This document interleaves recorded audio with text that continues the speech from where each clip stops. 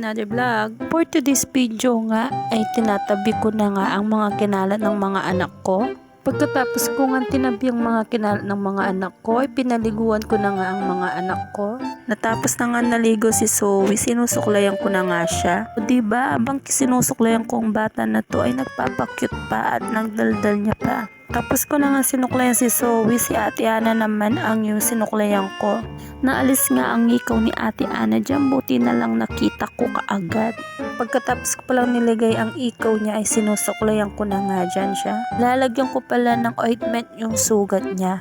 Nire-ready ko na nga pala yung ointment niya dyan. Tignan nyo nga ay pasayaw-pasayaw pa nga siya dyan at nagpapakanta pa nga siya dyan. Buti nga ngayon ay hindi na nga siya umiiyak gaano kapag pinapahid ko ang ointment niya. Dati kasi pagkita pa lang niya sa ointment niya ay umiiyak na nga siya.